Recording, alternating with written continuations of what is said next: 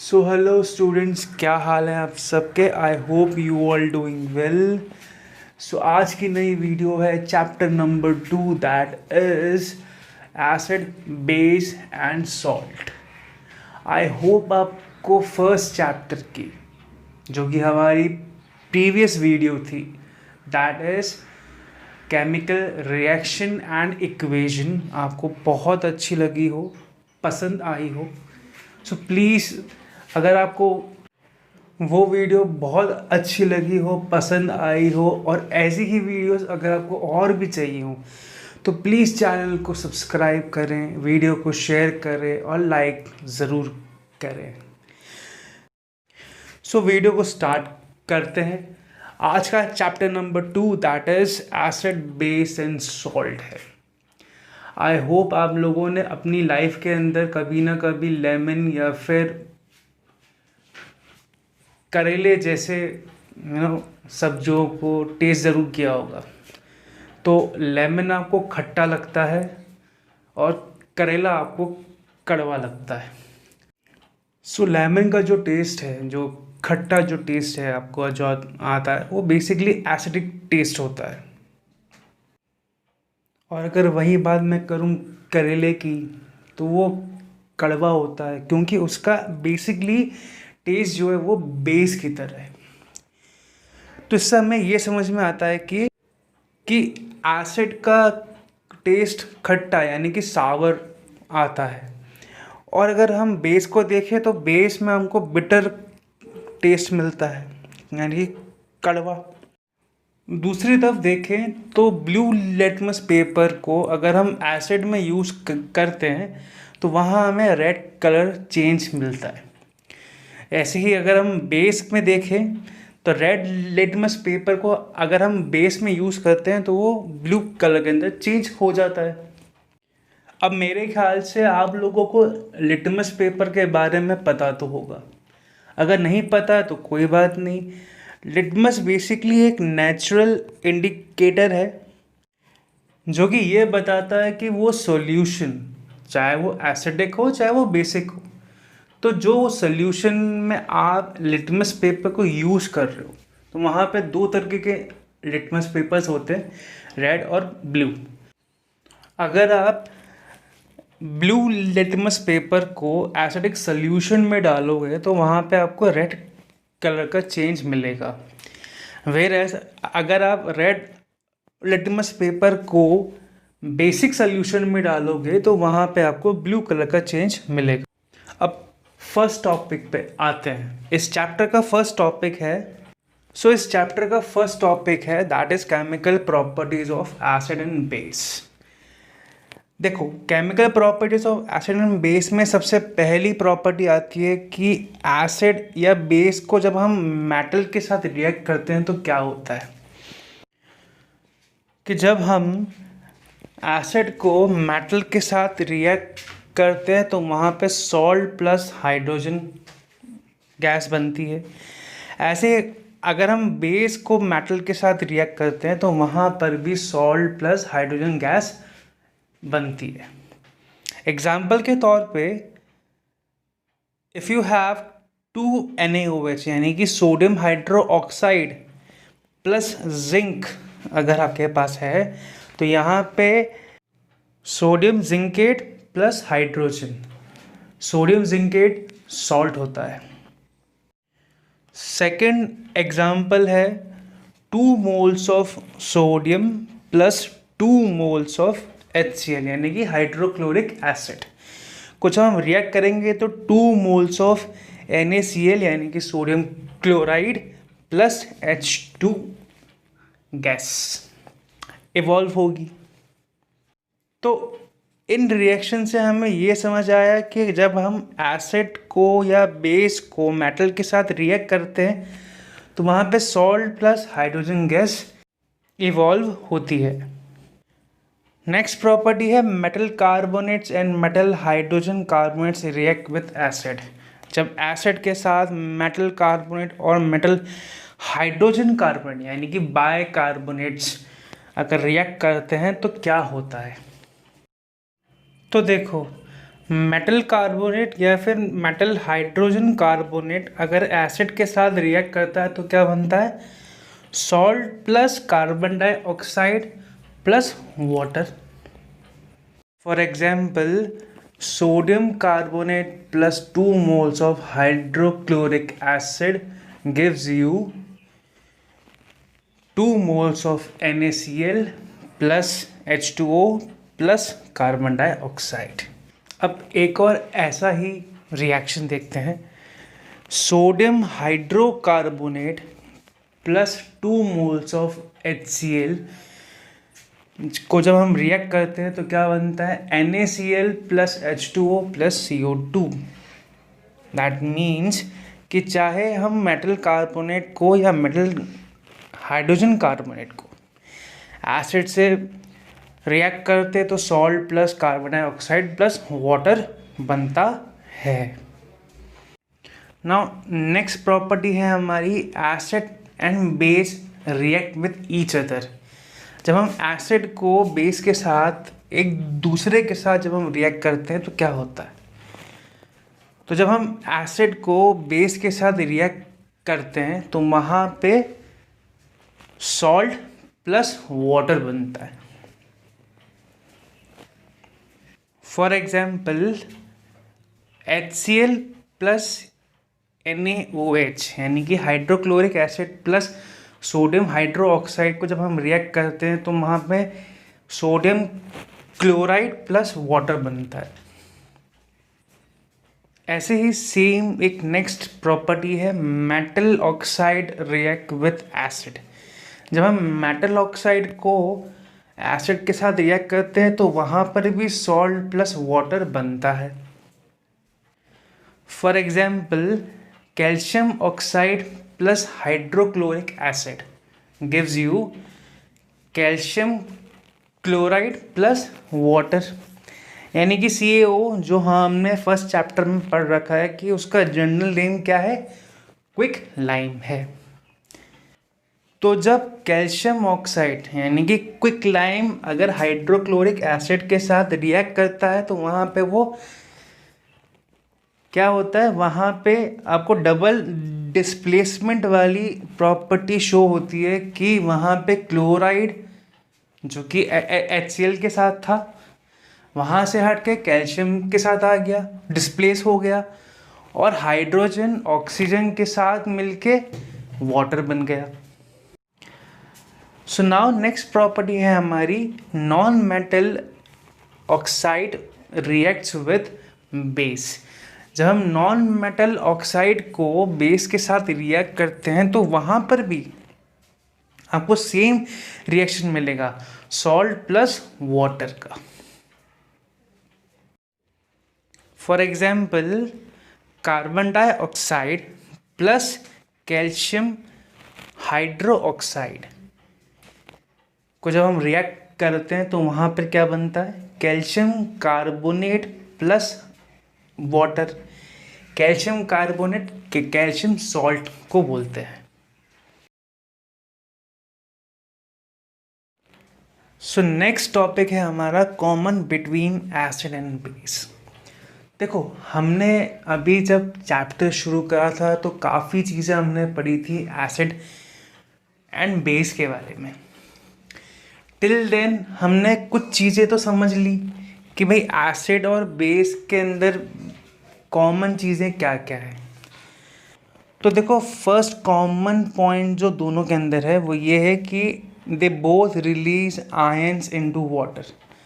That means कि जब हम एसिड को या बेस को रिएक्ट करवाते हैं वाटर के साथ तो वो दोनों आयंस यानी कि पॉजिटिव और नेगेटिव आयंस दोनों ही रिलीज करता है वाटर में।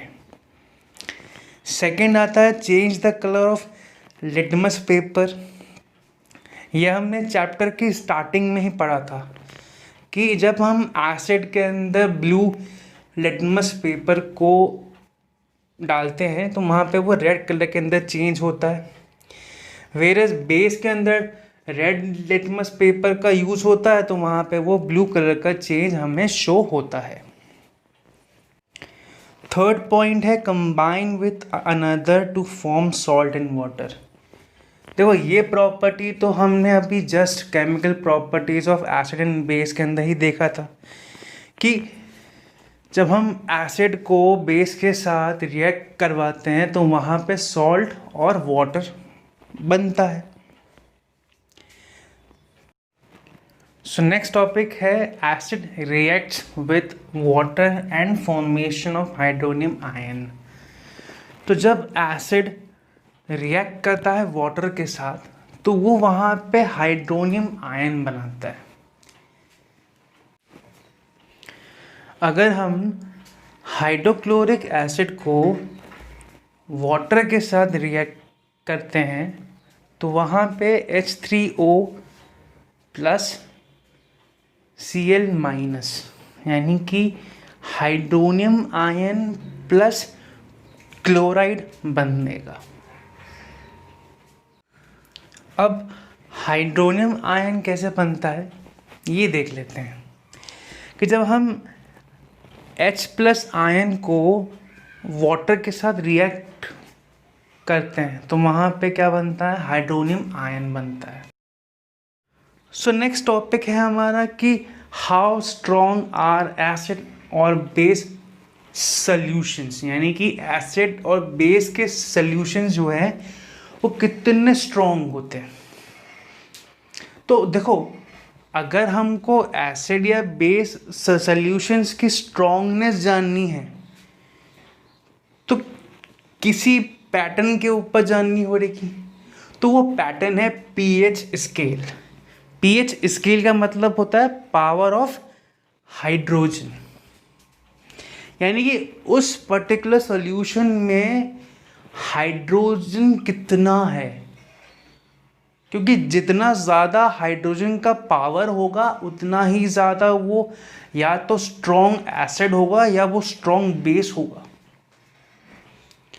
अब पीएच स्केल 0 to 14 के अंदर होता है और 0 to 14 के बीच का जो सेंटर पॉइंट जिसको हम बोलते हैं, यानी कि 7 जिसको हम बोलते हैं, वो होता है न्यूट्रल। और न्यूट्रल पॉइंट पे वाटर होता है। दैट मीन्स कि जो वाटर है वो ना तो एसिडिक होगा ना ही बेस। तो अब देखो हमने पीएच स्केल को 1 से 14 तक के अंदर कैटेगराइज कर रखा है 3 चीज़ों में, acid, neutral and alkali. Alkali मतलब base. Strongest acid battery acid को बोलते हैं और स्ट्रॉन्गेस्ट बेस ड्रेन क्लीनर यानी कि सोडियम हाइड्रोक्साइड को बोलते हैं। तो फर्स्ट में battery acid, gastric acid, hydrochloric acid, soda, acid rain, black coffee, urine and saliva. फिर 7th पोजीशन पे pure water, then sea water, baking soda, milk of magnesium मतलब कि मैग्नीशियम हाइड्रोक्साइड। फिर उसके बाद ammonia, soapy water, bleach and drain cleaner. Drain cleaner मैंने आपको पहले बताया था कि सोडियम हाइड्रोक्साइड को हम बोलते हैं। सो नेक्स्ट टॉपिक है more about and importance of pH in our daily life. हमारी डेली लाइफ के अंदर पीएच वैल्यू का क्या रीज़न है, क्या इम्पोर्टेंस है। तो फर्स्ट पॉइंट है कि our body works within 7 to 7.8 pH range. हमारी जो बॉडी है वो 7 to 7.8 पीएच रेंज पे वर्क करती है। सेकंड आता है कि when pH of rain water is less than 5.6 it's called acid rain. Acid rain तब होता है जब हमारा 5.6 पीएच स्केल से कम होता है। नेक्स्ट पॉइंट है are stomach produces hydrochloric acid.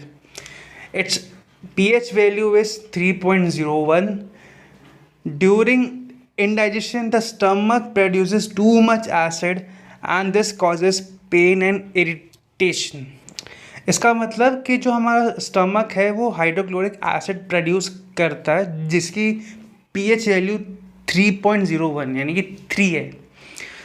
अगर इंडाइजेशन के टाइम पे स्टमक अगर बहुत ज़्यादा एसिड प्रोड्यूस करता है तो हमें पेन और इरिटेशन महसूस होती है.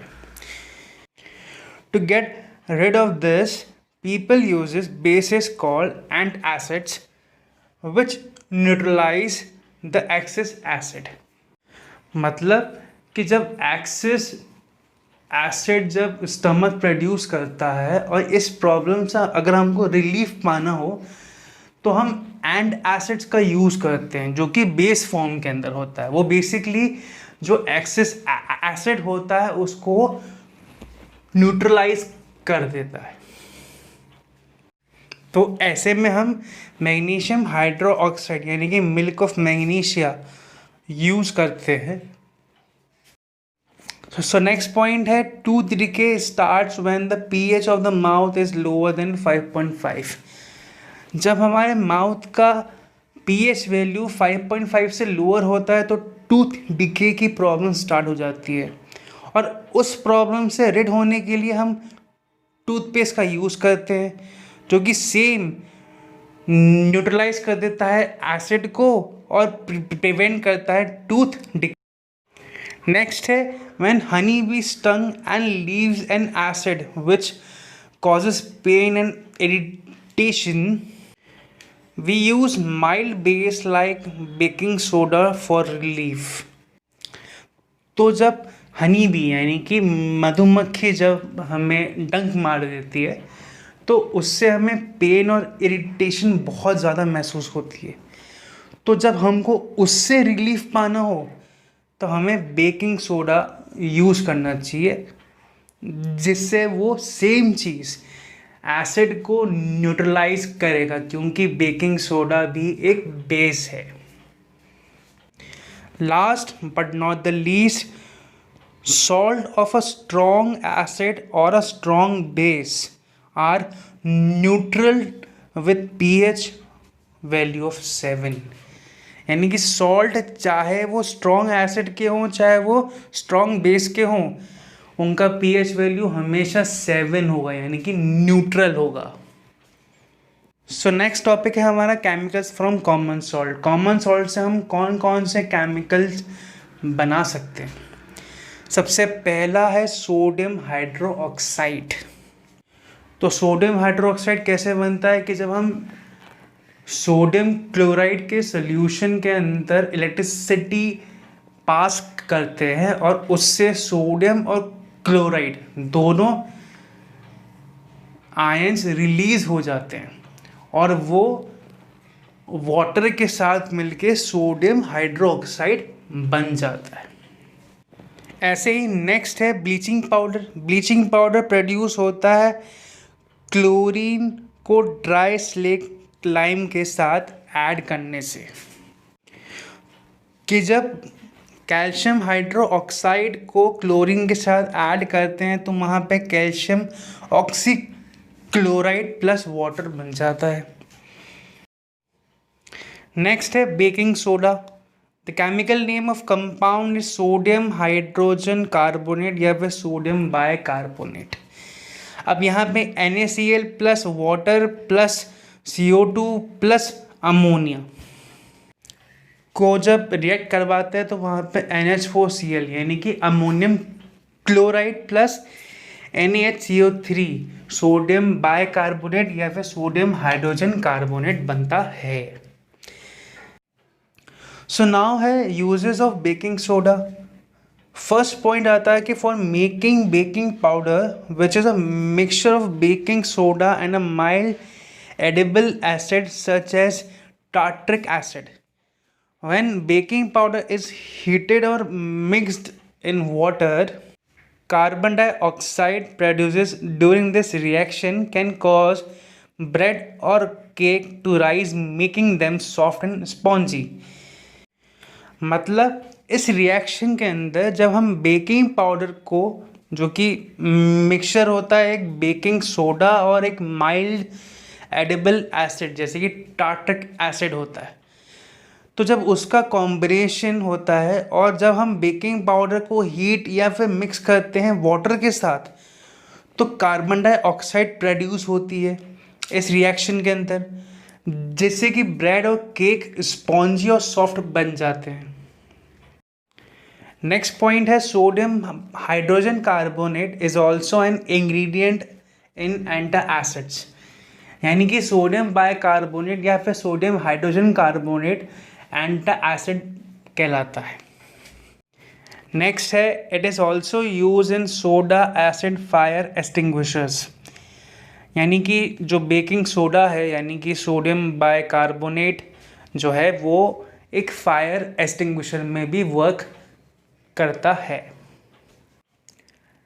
नेक्स्ट केमिकल जो कॉमन सॉल्ट से बनता है वो है वॉशिंग सोडा। अब वॉशिंग सोडा एक और केमिकल है जो कि ऑब्टेन्ड होता है सोडियम क्लोराइड से। यानी कि जब हम Na2CO3 यानी कि sodium carbonate plus 10 moles of H2O को रिएक्ट करते हैं तो हमको क्या मिलता है Na2CO3 10H2O यानी कि washing soda. Now uses of washing soda. The washing soda is used for making glass, soap and paper. Washing soda से हम सोप, ग्लास या पेपर बना सकते हैं। It is use for manufacturing of sodium compound such as borax. ये borax भी बनाता है। Sodium carbonate is can be use as a cleaning agent for domestic purposes. Domestic purpose के लिए सोडियम कार्बोनेट को हम क्लीनिंग एजेंट के रूप में भी यूज़ करते हैं और it is use for removing permanent hardness of water. जो खारा पानी होता है, जो सॉल्टी वाटर होता है, उसके अंदर उसकी जो हार्डनेस को भी ख़त्म करने के लिए भी हम वॉशिंग सोडा का यूज़ करते हैं। अब लास्ट टॉपिक है प्लास्टर ऑफ पेरिस का। On heating gypsum at 373 kelvin scale यानी कि 100 degree Celsius, it loses water molecules and become calcium sulphate hemihydrate. This is called plaster of Paris. यानी कि जब हम जिप्सम को 100 डिग्री सेल्सियस तक गर्म करते हैं तो उससे कैल्शियम सल्फेट हेमीहाइड्रेट बनता है।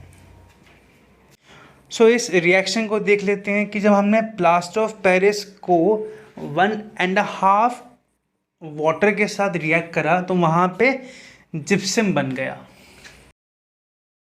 सो इस तरीके से हमारा चैप्टर नंबर 2 भी कंप्लीट हुआ। आई होप आपको ये वीडियो बहुत इंफॉर्मेटिव और बहुत पसंद आई हो। सो ऐसी ही वीडियोस अगर आपको और चाहिए हो तो प्लीज़ सब्सक्राइब करें चैनल को, लाइक करें वीडियो को और अपने दोस्तों को, और जो भी आपको लगता है कि इस वीडियो से वो कुछ सीख सकता है तो उसे प्लीज़ शेयर ज़रूर करें। और मिलते हैं नेक्स्ट वीडियो में, तब तक के लिए take care and bye bye.